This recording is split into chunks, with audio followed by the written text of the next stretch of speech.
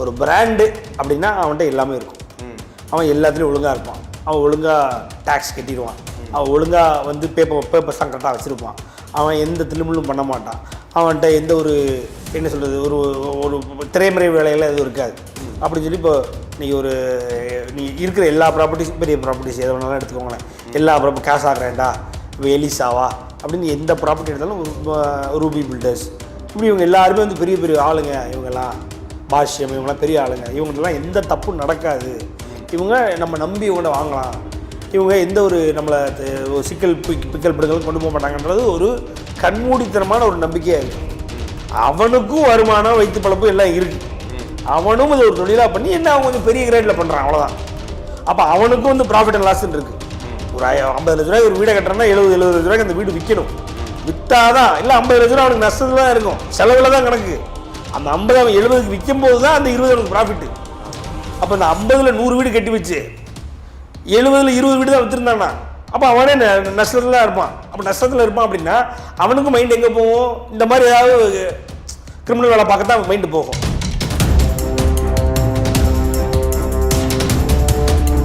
அப்படி ஒரு ப்ராப்பர்ட்டி அந்த மாதிரியான ஒரு இடத்துல ஒரு சதுப்பு நில காடுகளில் பண்ண போகிறான் அப்படின்னா அதுக்கு யாரோட என்கரேஜ்மெண்ட்டு? அவன் பார்ப்பான் ஆல்ரெடி அந்த ஃபஸ்ட்டு நீங்கள் இப்போ கெட்ட போகிறதுக்கு முன்னாடியே ஆட்டோமேட்டிக்காக அந்த இடத்த போட்டு இந்த இடத்துல நாங்கள் வந்து இப்போ என்ன சொல்கிறது ப்ராஸ்பரஸ்லி நாங்கள் ஒரு 28 உங்களுக்கு ஹேண்ட் ஓவர் பண்ணிடுறோம்ப்பா, ஹேண்ட் ஓவர் ரேட்டாக கொடுக்குறான். அப்போ ஹேண்ட் ஓவர் ரேட்டாக அவன் இந்த மாதிரி ஒரு 50 பையர்ஸ் வந்து சேர்ந்த உடனே தான் அவன் பிளானே பண்ணுறான்.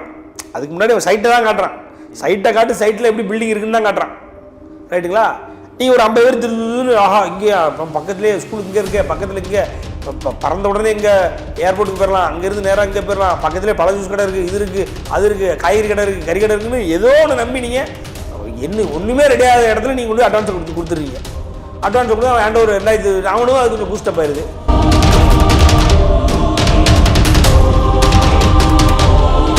வீடு தான் உங்கள் ஏரியாவில் கட்டி கொடுத்துருக்கான், அவன் உங்களை சந்தித்து வச்சுருப்பானு தெரியுமா, ஒரு பைக்குள்ளே எல்லா நிலத்தையும் வச்சுருப்பானுங்க. எடுத்துட்டோடனே நீங்கள் போய் பார்த்தோடனே போர்டு போட்டிருப்பான், ஸ்ரீசக்தி ப்ரமோட்டர்ஸ் அப்படின்னு போர்டு போட்டிருப்பான். அவன்கிட்ட போய் உட்காந்திங்கன்னா டக்குன்னு ஃபைலில் உள்ளேருந்து எடுப்பான். இப்போ தான் அவனுக்கு டெவலப் ஆகி டெஸ்க்டாப்பில் காட்டுற அளவுக்கு வந்திருக்கானு, கம்ப்யூட்டரில் காட்டுற அளவுக்கு வந்திருக்கானு, ஒரு சில பேர் இன்னும் கொஞ்சம் டெவலப் ஆகி லேப்டாப்பில் காட்டுற அளவுக்கு வந்திருக்கானு.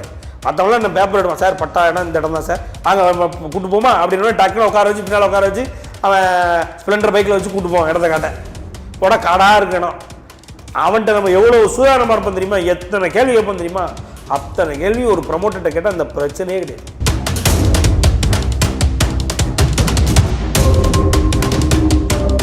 அவன் என்ன சார் அதெல்லாம் இருக்குது சார் நம்ம பார்த்துக்கலாம் சார், நீங்கள் பாருங்கள் சார் அதெல்லாம் இருக்குது சார், நீங்கள் வாங்க சார், நீங்கள் நம்ம ஆஃபீஸ் அங்கே இருக்குது சார் வந்து பார்க்கலாம் அப்படின்னு. சரி இவன் என்ன சொன்னால் கரெக்டாக தான் இருக்கும். இதுக்கு நம்ம கிளம்பி இங்கே பள்ளிக்கரணிலேருந்து நம்ம எக்மூர் போகணுமே, பள்ளிக்கரணிலேருந்து நம்ம இங்கே கஷ்டப்பட்டு போகணுமே அப்படின்னா அது வேலைக்காது. அவன் அந்த ஆப்ஷன் கொடுப்பான் சார், அவன் வேண்டாம் காட்ட மட்டும் சொல்ல மாட்டான், அவன் கொடுப்பான். இவனுங்களுக்கு வழி கறி வலிச்சு போய் இதுக்கு இவன் தான் எல்லாம் இருக்குமே, அவனே தான் கூப்பிட்றான், அப்போ நல்லதாக தான் இருக்கும் போய் பார்க்கணும்.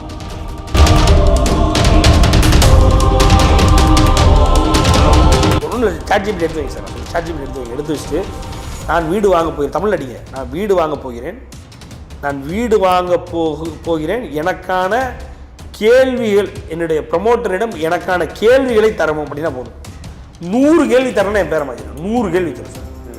நீங்கள் 100 கேள்வி எப்படி அவன்கிட்ட கேட்கணும், உட்கார வச்சு அதை பூரா பிரிண்ட் எடுத்து உட்கார வச்சு அந்த கேள்விக்கு பூரா ஆன்சர் எழுதணும். இந்த கேள்வி கொடுக்குற ஆன்சரை வாய்மொழியாக இல்லாமல் ரெக்கார்டட் இன்ஃபர்மேஷன் வாங்கணும். ரெண்டாவது பார்த்தீங்கன்னா அதை பிரிண்டட் பேப்பரில் நீங்கள் வாங்கணும், அது ரொம்ப இம்பார்ட்டன்ட். ஸோ அதெல்லாம் பண்ணினாதான் இன்னைக்கு வீடுன்றது உங்கள் வீடாக இருக்கும்.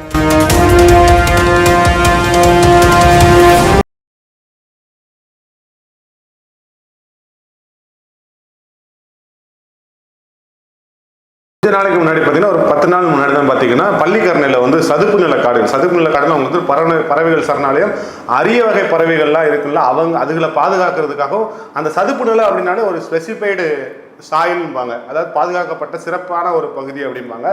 அது எல்லா மண்ணுக்கும் அமையாது. அந்த மாதிரி பள்ளிக்கரணையில் இருக்கிற அந்த சதுப்பு நில காடு உள்ள பார்த்தீங்கன்னா இதே 2000 கோடியில் ஒரு ப்ராஜெக்ட் ஒன்று பண்ணாங்க.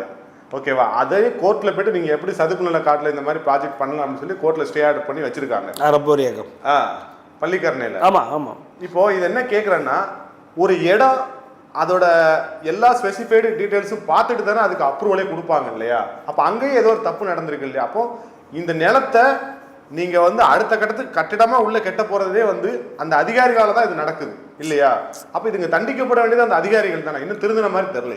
இல்லை இப்போது இவங்க சார் அதிகாரிகள் கண்டிப்பாக தண்டிக்கப்பட வேண்டியது தான். இல்லை அதிகாரிகள் தான் காரணம் நான் சொல்கிறேன். அதற்கு முன்னாடி இந்த பையர்ஸ் இருக்காங்களா சார், பையர்ஸ் இப்போது கண்மூடித்தனமாக ஒரு எண்ணெய் ஓட்டத்துக்குள்ளே போயிட்டாங்க. என்னென்னா ஒரு பிராண்டு அப்படின்னா அவன்கிட்ட எல்லாமே இருக்கும், அவன் எல்லாத்துலேயும் ஒழுங்காக இருப்பான், அவன் ஒழுங்காக டேக்ஸ் கட்டிடுவான், அவன் ஒழுங்காக வந்து பேப்பர்ஸ்லாம் கரெக்டாக வச்சுருப்பான், அவன் எந்த தில்லுமுள்ளும் பண்ண மாட்டான், அவன்கிட்ட எந்த ஒரு என்ன சொல்கிறது ஒரு ஒரு திரைமறை வேலையெல்லாம் எதுவும் இருக்காது அப்படின்னு சொல்லி இப்போ நீங்கள் ஒரு நீங்கள் இருக்கிற எல்லா ப்ராப்பர்ட்டிஸும் பெரிய ப்ராப்பர்ட்டிஸ் எதை வேணாலும் எடுத்துக்கோங்களேன், எல்லா கேஷ் ஆகிறேன்டா இப்போ எலிசாவா அப்படின்னு எந்த ப்ராப்பர்ட்டி எடுத்தாலும் ரூபி பில்டர்ஸ் இப்படி இவங்க எல்லாருமே வந்து பெரிய பெரிய ஆளுங்க, இவங்கெல்லாம் பாஷ்யம் இவங்கெல்லாம் பெரிய ஆளுங்க, இவங்கள்ட்டலாம் எந்த தப்பும் நடக்காது, இவங்க நம்ம நம்பி இவங்கள்ட்ட வாங்கலாம், இவங்க எந்த ஒரு நம்மளை சிக்கல் பிக்கல் பிடுங்களும் கொண்டு போக மாட்டாங்கன்றது ஒரு கண்மூடித்தனமான ஒரு நம்பிக்கையாக இருக்குது.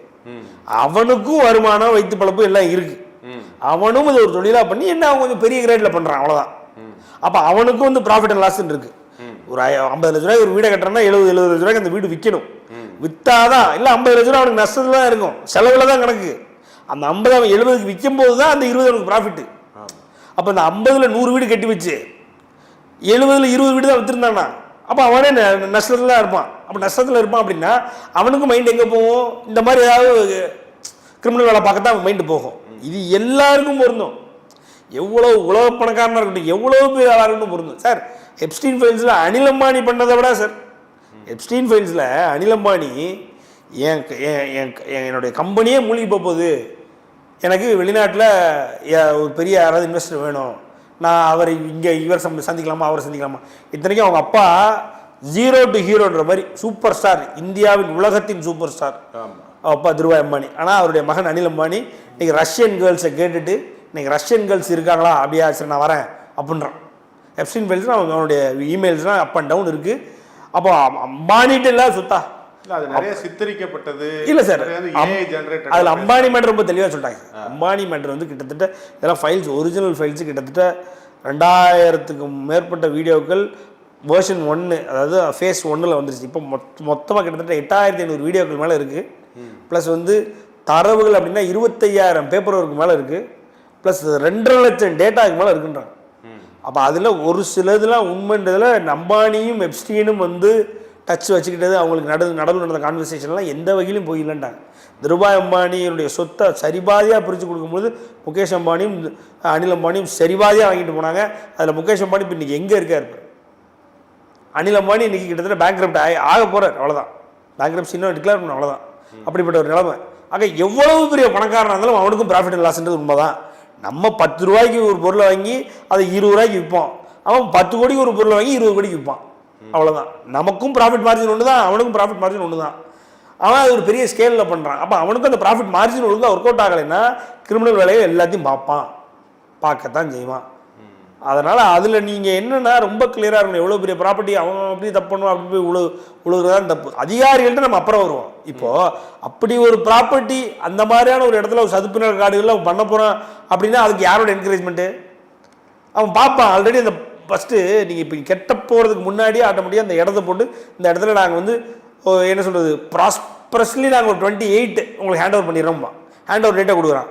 அப்போ ஹேண்ட் ஓவர் டேட்டா அவன் இந்த மாதிரி ஒரு 50 பையர்ஸ் வந்து சேர்ந்த உடனே தான் அவன் பிளானே பண்ணுறான். அதுக்கு முன்னாடி அவன் சைட்டை தான் காட்டுறான். சைட்டை காட்டு சைட்டில் எப்படி பில்டிங் இருக்குன்னு தான் காட்டுறான். ரைட்டுங்களா? நீங்கள் ஒரு 50 பேர் திருதுன்னு ஆஹா இங்கே பக்கத்துலேயே ஸ்கூல் இங்கே இருக்கே, பக்கத்தில் இங்கே இப்போ பறந்த உடனே இங்கே ஏர்போர்ட்டுக்கு போயிடலாம், அங்கேருந்து நேராக இங்கே போயிடலாம், பக்கத்துலேயே பழ ஜூஸ் கடை இருக்குது, இது இருக்குது, அது இருக்குது, காய்கறி கடை இருக்குது, கறி கடை இருக்குன்னு ஏதோ ஒன்று நம்பி நீங்கள் ஒன்றுமே ரெடியாகாத இடத்துல நீங்கள் கொண்டு அட்வான்ஸ் கொடுத்துறீங்க. அட்வான்ஸ் கொடுத்து அவன் ஹேண்ட் ஓவர் 2000 அவனும் அது கொஞ்சம் பூஸ்டப் ஆயிடுது. இது இனிமேல் எந்த இடமா இருந்தாலும் ஏற்கனவே 50 பேர் வந்து 250 பேர் தேர்த்த முடியாது அப்படின்னு சொல்லி தேர்த்திடுறான், முடிஞ்சு போச்சு. அதனால் அதிகாரிகள் தவறுகள் செய்யத்தான் செய்வான். அவனுக்கு ஒன்றும் இல்லை. அவன் தலைவன் கேட்பான், அவன் தலைவன் கேட்பான். அது அப்படியே ஒரு அரசியல்வாதிகிட்ட போகும். அந்த அரசியல்வாதி நான் பார்த்துக்கிறேன் அப்படிமா, முடிஞ்சு போச்சு. இப்போ அரசியல்வாதின்றது அதிகாரின்றது அவ்வளோதான். அவனுக்கு வேற என்ன பவர்லாம் கிடையாது, தனி ஸ்பெஷல் பவர்ஸ்லாம் ஒன்றும் கிடையாது. நீ பையர் தான் சார், எவன் மேலேயும் தப்பு சொல்லாங்க. நீங்களும் நான் சொல்கிறேன் பையர் தான், அவன் ஒழுங்காக இருந்தானா போதும், வேறு எந்த பிரச்சனையும் கிடையாது. இப்போ இதே நீங்கள் ஒரு ஸ்டாண்டலோன் ப்ரமோட்டர் ஒரு 2 வீடு தான் உங்கள் ஏரியாவில் கட்டி கொடுத்துருக்கான். அவன் உங்களை சந்தித்து வச்சுருப்பானு தெரியுமா, ஒரு பைக்குள்ளே எல்லா நிலத்தையும் வச்சுருப்பானுங்க. எடுத்துகிட்டோடனே நீங்கள் போய் பார்த்தோன்னே போர்டு போட்டிருப்பான், ஸ்ரீ சக்தி ப்ரமோட்டர்ஸ் அப்படின்னு போர்டு போட்டிருப்பான். அவன்கிட்ட போய் உட்காந்திங்கன்னா டக்குன்னு ஃபைலில் உள்ளேருந்து எடுப்பான். இப்போ தான் அவனுக்கு டெவலப் ஆகி டெஸ்க்டாப்பில் காட்டுற அளவுக்கு வந்திருக்கானு, கம்ப்யூட்டரில் காட்டுற அளவுக்கு வந்திருக்கானு. ஒரு சில பேர் இன்னும் கொஞ்சம் டெவலப் ஆகி லேப்டாப்பில் காட்டுற அளவுக்கு வந்திருக்கானு. மற்றவங்களாம் இந்த பேப்பர் எடுப்பான், சார் பட்டா இடம் இந்த இடம் தான் சார், வாங்க கூட்டு போமா அப்படின்னு டக்குன்னு உட்கார வச்சு பின்னால் உட்கார வச்சு அவன் ஸ்ப்ளெண்டர் பைக்கில் வச்சு கூட்டு போவான் இடத்த காட்ட. உட காடாக இருக்கு இடம். அவன்கிட்ட நம்ம எவ்வளோ சூதானமாக இருப்போம் தெரியுமா, எத்தனை கேள்வி கேட்போம் தெரியுமா, அத்தனை கேள்வி ஒரு ப்ரமோட்டர்கிட்ட கேட்டால் அந்த பிரச்சனையே கிடையாது. அவன் என்ன சார் அதெல்லாம் இருக்குது சார், நம்ம பார்த்துக்கலாம் சார், நீங்கள் பாருங்கள் சார், அதெல்லாம் இருக்குது சார், நீங்கள் வாங்க சார், நீங்கள் நம்ம ஆஃபீஸ் அங்கே இருக்குது சார், வந்து பார்க்கலாம் அப்படின்னு. சரி இவன் என்ன சொன்னால் கரெக்டாக தான் இருக்கும். இதுக்கு நம்ம கிளம்பி இங்கே பள்ளிக்கரணையிலேருந்து நம்ம எக்மூர் போகணுமே, பள்ளிக்கரணையிலேருந்து நம்ம இங்கே என்ன இங்கே கொசப்பட்டு போகணுமே அப்படின்னா அது விளைக்காது. அவன் அந்த ஆப்ஷன் கொடுப்பான் சார். அவன் வேண்டாம் காட்ட மட்டும் சொல்ல மாட்டான், அவன் கொடுப்பான். இவனுங்களுக்கு வழி கறி வலிச்சு போய் எதுக்கு இவனை தான் எல்லாருக்குமே அவனே தான் கூப்பிட்றானே, அப்போ நல்லவனாக தான் இருப்பான். போய் பார்க்கணும் எப்படி எத்தனை கேள்வி இன்றைக்கெலாம். ஒன்றும் இல்லை, சாட்ஜிபிடி எடுத்து வைங்க சார். நான் சொல்ல சாட்ஜிபிடி எடுத்து வச்சுட்டு நான் வீடு வாங்க போகிறேன், தமிழ் அடிங்க, நான் வீடு வாங்க போகிறேன், நான் வீடு வாங்க போகிறேன், எனக்கான கேள்விகள் என்னுடைய ப்ரமோட்டரிடம் எனக்கான கேள்விகளை தரணும் அப்படின்னா போதும். 100 கேள்வி தரணும்னா என் பேரை மாற்றிடும். 100 கேள்வி தரும் சார். நீங்கள் 100 கேள்வி எப்படி அவன்கிட்ட கேட்கணும், உட்கார வச்சு அதை பூரா பிரிண்ட் எடுத்து உட்கார வச்சு அந்த கேள்விக்கு பூரா ஆன்சர் எழுதணும். அந்த கேள்வி கொடுக்குற ஆன்சரை வாய்மொழியாக இல்லாமல் ரெக்கார்டட் இன்ஃபர்மேஷன் வாங்கணும். ரெண்டாவது பார்த்தீங்கன்னா அதை பிரிண்டட் பேப்பரில் நீங்கள் வாங்கணும், அது ரொம்ப இம்பார்ட்டன்ட். ஸோ அதெல்லாம் பண்ணினா தான் இன்றைக்கி வீடுன்றது உங்கள் வீடாக இருக்கும். இல்லைனா 4 பேர் அந்த வீட்டை முங்காம்படம் வந்துடுவான். நீங்கள் வீட்டுக்குள்ளே பால் காய்ச்சி உள்ளே போவீங்களே ஒழிய வீடை எவனோ ஒருத்தன் கொஞ்ச நாள் ஆக்கிட்டு போயிடும். இப்போது இந்த டிசம்பர் எண்டில் மழை வெள்ளம் வருது. அப்போல்லாம் என்ன சொல்லுவானுங்க அப்படின்னா, இந்த சோசியல் மீடியாவில் பெரிய புரட்சி பேசுவானுங்க பார்த்தீங்களா, உன்னை எவன்டா போய் ஆறுலையும் ஏரியிலையும் போய் வீடு கட்ட சொன்னால் அதுங்க போகிற இடம்டா. இப்போ ஒரு யானை ஊருக்குள்ளே வந்தாலும் என்ன சொல்லுவானுங்க, அது இடத்துல நீ வீடு கட்டினா அது வரத்தாண்டா செய்யுது அப்படிங்களா. அந்த மாதிரி பார்த்தீங்கன்னா இந்த சதுப்பு நில காடு, நான் சொன்னேன்ல சதுப்பு நில காடு, இந்த சதுப்பு நில காடை பார்க்கும்போதே நமக்கு தெரியும். நீங்கள் இந்த ரோடை கிராஸ் பண்ணி பார்த்தீங்கன்னா ஒரு பள்ளத்துக்குள்ளே தான் அது இருக்கிற மாதிரி இருக்கும்.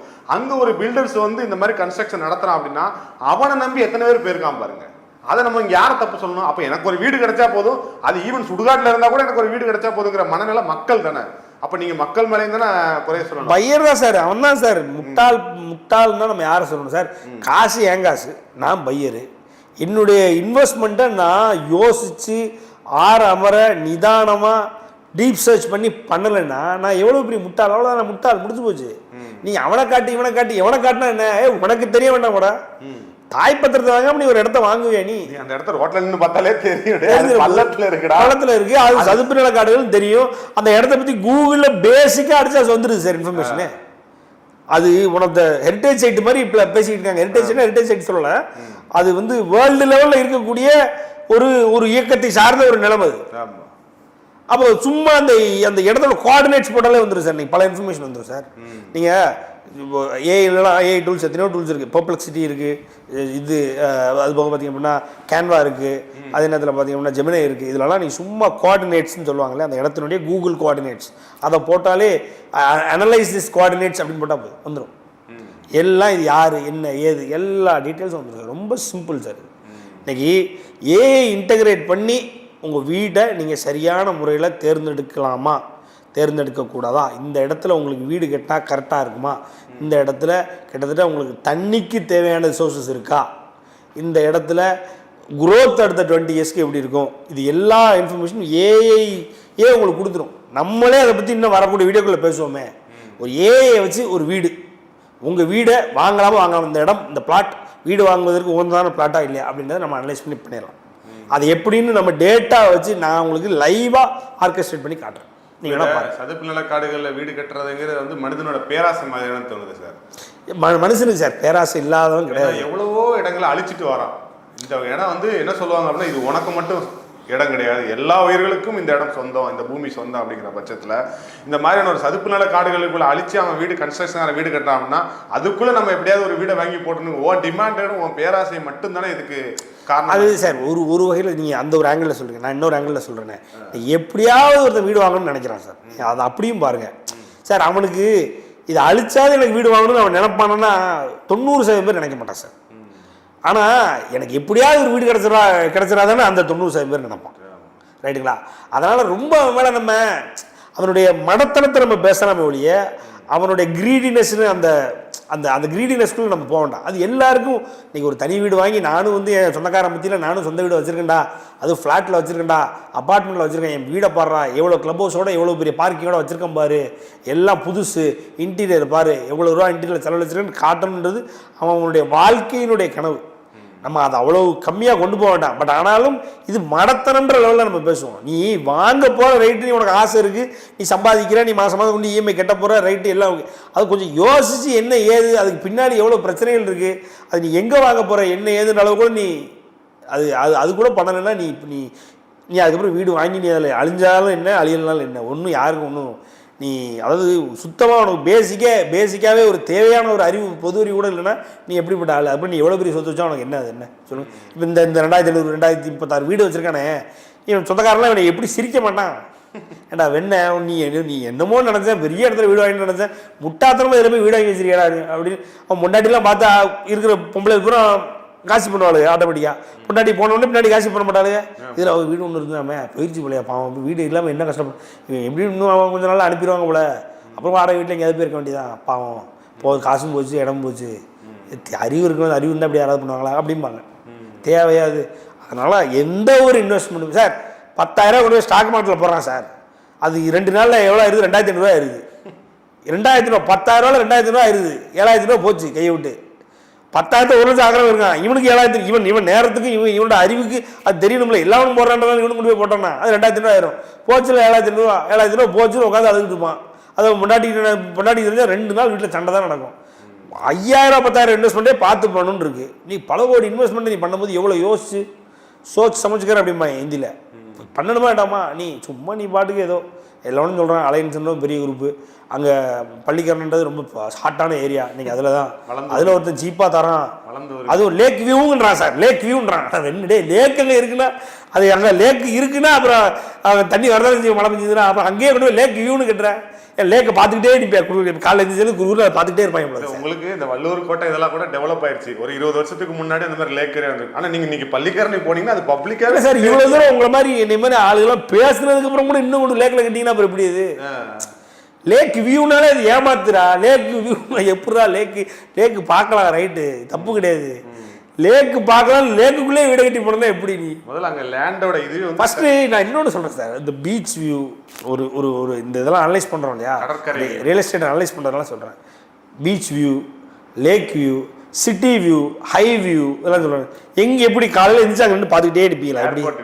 ஆமாம், பார்த்துக்கிட்டே இருப்பீங்க. எவ்வளோ நேரம் பார்த்துக்கிட்டு இருப்பீங்க? ஒரு 1/2 மணி நேரம். சரி, ஒரு 3 நாள் தொடர்ந்து நீ நின்று பாடி 24 மணி நேரம் அங்கேயே காஃபி குடி, அங்கேயே சாப்பிடு. உங்கள் ஒரு சிலர் என்ன சொல்கிறாங்க, எங்கள் அப்பா அம்மாவுக்கு உட்காந்து இங்கே உட்காந்து அவங்களுடைய கடைசி காலத்தை கழிக்க. சரி, உங்கள் அப்பா அம்மா உட்கார சொல்லு, எவ்வளோ நாள் உட்காந்துருவேன்னு பார்ப்போம். இன்னும் ஒரு 10 நாள் உட்காருவா. அதுக்கப்புறம் இங்கே என்ன இருக்க போகுது? தண்ணி அங்கேயே தான் இருக்க போகுது, அதே நாற்றம் தான் அடிக்க போகுது. கொஞ்சம் நாளுக்கு அப்புறம் வெயில் காலம் தான் நாற்றம் அடிக்க போகுது, அவ்வளோதான். மழை காலம் தான் கொஞ்சம் மழை பெய்யும், அவ்வளோதான். கொஞ்சம் ஏறும் இறங்கும், பாதியும் வீட்டுக்குள்ளே வரும், முடிஞ்சு போச்சு. இவ்வளோ தான் அதில் வியூ. ஒரு வியூ ஒன்றுடைய கடலை தான் நீ எவ்வளோ நாள் நின்று பார்க்க போகிற? ஒரு கஷ்டம் ஒரு கவலைன்னா ஒரு வருஷத்துக்கு ஒரு தடவை, ஒரு 6 மாதத்துக்கு ஒரு தடவை அங்கே போய் நின்று என்ன தேவை சாப்பாடு பண்ணி வெளில ஆர்டர் பண்ணி சாப்பிட்டு ஒரு டிஜே 2 பாட்டை போட்டு ஆடிட்டு வந்தேன், முடிஞ்சு போச்சு. எவ்வளோ ஹோட்டல்ஸ் இருக்கு. ஆமாம், அதை அப்படியே வீட்டுக்குள்ளேயே கொண்டு, வீட்டுக்குள்ளே கடல் வேணும், வீட்டுக்குள்ளே ஒரு சைடில் ஏரி இருக்கணும், ஒரு சைடில் வீட்டுக்குள்ளே எல்லா வியூ வேணும்னா எப்படி முடியும்? நடிகர்கள் கட்டினா ஒன்றும் சொல்ல மாட்டீங்க, ஆனால் இதை சாதாரண மக்கள் கட்டினா இல்லை சார். இப்போ நடிகர்கள் கட்டுறாங்கன்னா 30 நாளில் 35 கோடி சம்பாதிக்கிறான் சார். அவன் கட்டுறான்னா அவனுக்கு சில்லறை செலவு. அது கீழே விழுந்துருச்சு, அதை எடுத்து கூட அவன்கிட்ட பாக்கெட் மணி. இந்த பாரு, அது கீழே விழுந்துச்சு, அந்த எடுத்து அந்த அலையன்ஸ் ஆர்கிட் ஸ்ப்ரிங்னு ஒருத்தன் வச்சிருக்கான் கொரட்டூரில், பார்த்தா ஜென்னினானா இருக்கான், அவன்கிட்ட கூட இந்த 1 கோடியை கூடு அப்படின்னு. பரவாயில்ல, நீ வாழ்க்கப்புறம் அந்த அளவு கீழே விழுந்தா சேர்த்துருக்க. கீழே விழுந்தா 1 ரூபா கூட விட்டுருவோம். அந்த விவேக் ஒரு காமெடி வருமே, ஓடி விழுந்தா 1 ரூபா கூட விட மாட்டேன்டா. அந்த மாதிரி நம்மளே ஏதோ 5 10 சம்பாதிச்சு கஷ்டப்பட்டு கெட்ட போகிறோம். அதனால் பார்த்து போகிறோம் இன்வெஸ்ட்மெண்ட்.